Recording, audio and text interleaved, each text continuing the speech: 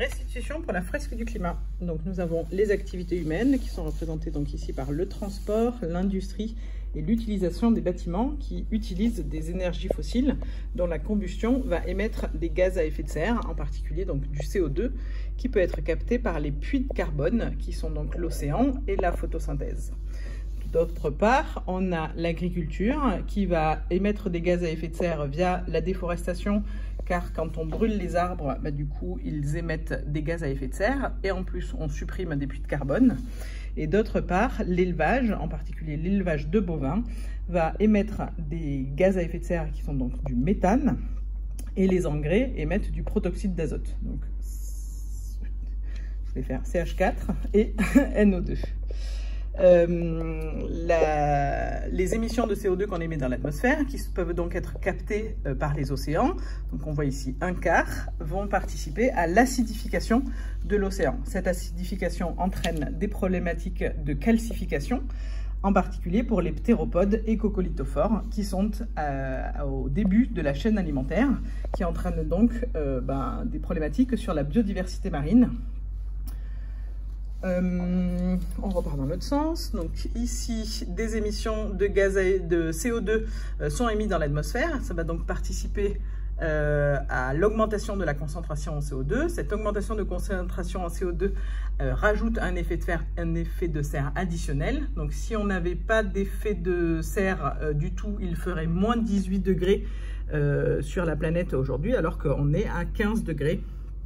Naturellement, et l'effet de serre additionnel rajoute de la température.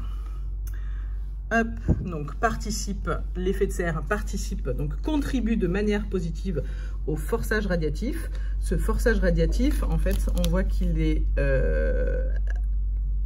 agrandi par l'effet de serre additionnel, mais également d'autres éléments. Et à l'inverse, le climat se refroidit, donc contribue de manière négative au forçage radiatif. Ce sont les aérosols.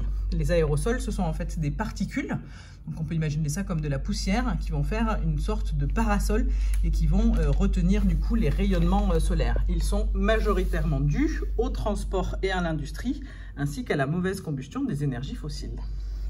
Donc ce forçage radiatif nous dit qu'aujourd'hui, on a 2,8 watts par mètre carré d'énergie qui s'accumule sur Terre en permanence et cette énergie sert à la fois, va contribuer au réchauffement de l'océan, à la fonte des glaces, à une partie dans la dissipation du sol et 1% pour faire réchauffer l'atmosphère. Donc on a ici les 5 cartes qu'on va retrouver au milieu de la fresque finale, avec donc la hausse de la température de l'air, la hausse de la température de l'eau, la fonte des calottes glaciaires, la fonte des glaciers ainsi que la fonte de la banquise. Donc on a les 3 éléments du milieu, donc fonte des glaciers et des calottes glaciaires ainsi que la hausse de la température qui vont participer à la montée des eaux. Hop. La hausse de la température et la hausse de la température de l'eau vont, elles, participer du coup à la perturbation du cycle de l'eau. Donc, il y a des endroits où il va pleuvoir plus et du coup ça peut entraîner par exemple ici des crues, et des endroits où il pleut moins et du coup ça peut engendrer des sécheresses. On a les cyclones qui sont de plus en plus intenses à cause du dérèglement climatique, principalement du coup à cause de la hausse de la température de l'eau et de l'air, qui peut également déplacer la ligne de formation des cyclones, l'ABC par exemple, quand on est ici à la Réunion. Sujet moins réunionnais, la fonte des glaciers qui entraîne les ressources la perturbation des ressources en eau douce, car les glaciers ne se formant pas l'hiver ne peuvent pas du coup fondre en été et apporter de l'eau douce dans les vallées. Ensuite, on va pouvoir parler des canicules. Donc la hausse de la température peut entraîner du coup une canicule. Cette canicule va pouvoir engendrer des sécheresses. Donc la canicule, c'est bien une hausse de la température, alors que la sécheresse, c'est une baisse du coup de l'hygrométrie. Les deux vont pouvoir provoquer du coup des incendies. On parle de la différence entre les crues et les submersions. Donc la submersion Elle est due de manière permanente à la montée des eaux et de manière temporaire au cyclone.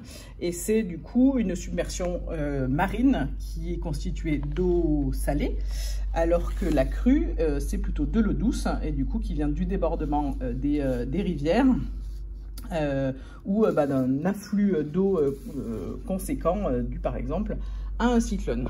Tout ça va nous amener à une baisse des rendements agricoles et à un impact fort sur la biodiversité terrestre, dont les êtres humains font partie. Et dernier focus sur les conséquences sur les populations humaines, donc les cartes qui sont plutôt à faire deviner à la fin de l'atelier: la famine, les conflits armés, les réfugiés climatiques et la santé humaine. Hop, et voilà pour l'ensemble. Je vais quand même faire une vue globale. Hop.